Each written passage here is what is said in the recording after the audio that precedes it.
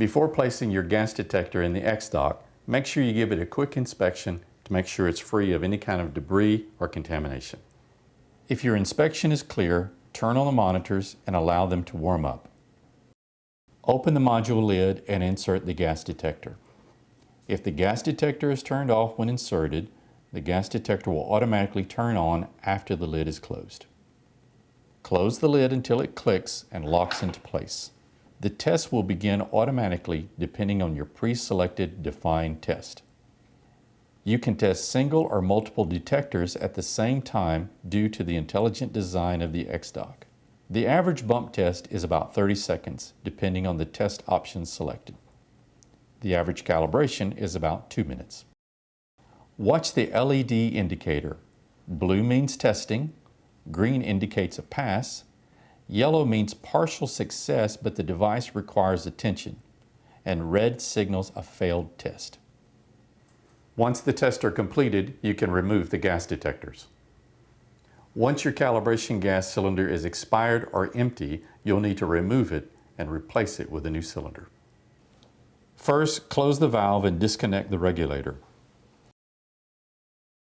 Attach it to a new cylinder with the same concentration. Next, open the valve.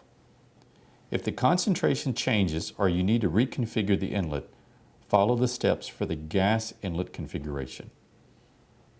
Like many computer programs, you may need to update your firmware. Here's how you can do it. The firmware version is printed on the outside of the shipping boxes. If the firmware is different on the boxes, then it needs to be updated for compatibility. To download the latest version, please navigate to the Dräger website and copy it to a properly formatted FAT32 USB drive. Insert the drive into one of the 3 USB ports on the side of the main module. Access the control center and navigate to the system configuration and then the update screen. Tap the X-Dock update file and press OK and the information will be transferred.